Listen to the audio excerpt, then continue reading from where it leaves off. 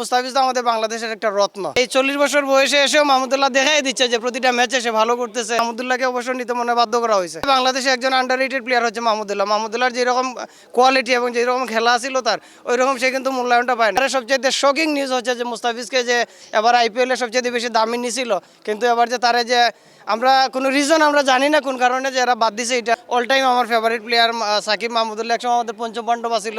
খেলা কেমন লাগছে? অনেক ভালো লাগে মাহমুদুল্লাহর খেলা। তো আমরা যবে থেকে ক্রিকেট দেখতেছি বাংলাদেশে, মাহমুদুল্লাহ অনেক আগে থেকে খেলতেছে। মাহমুদুল্লাহ অল টাইম আমার ফেভারিট প্লেয়ার সাকিব মাহমুদুল্লাহ, একসময় আমাদের পঞ্চম পাণ্ডব ছিল বাংলাদেশের। সেই পঞ্চপাণ্ডবের গুরুত্বপূর্ণ একজন সদস্য হচ্ছে মাহমুদুল্লাহ। আমরা সবসময় জানি মাহমুদুল্লাহ যদি পিছে থাকে তাইলে সে একজন ডিপেন্ডেবল একজন প্লেয়ার। তার কাছ থেকে আমরা সবসময় আশা করি ভালো একটা ইনিংস। এবং এবারে এই 40 বছর বয়সে এসেও মাহমুদুল্লাহ দেখাই দিচ্ছে যে প্রতিটা ম্যাচে সে ভালো করতেছে এবং আমরা প্রতিটা ম্যাচেই তার কাছ থেকে ভালো ইনিংস উপহার পাইতেছি। যেমন MS ধোনি আছে, ধোনি ছিল বাংলাদেশে, মাহমুদুল্লাহ এরকমই একজন। ডেফিনেটলি মিডল অর্ডারে তো মাহমুদুল্লাহ একজন নির্ভরতার একজন প্রতীক। আমরা সবসময় দেখি বাংলাদেশে, আমি মনে করি যে বাংলাদেশে একজন আন্ডাররেটেড প্লেয়ার হচ্ছে মাহমুদুল্লাহর যেরকম কোয়ালিটি এবং যেরকম খেলা ছিল তার, ওইরকম সে কিন্তু মূল্যায়নটা পায় নাই। আমি যেটা ব্যক্তিগতভাবে মনে করি যে মাহমুদুল্লাহকে অবসর নিতে মনে বাধ্য করা হয়েছে।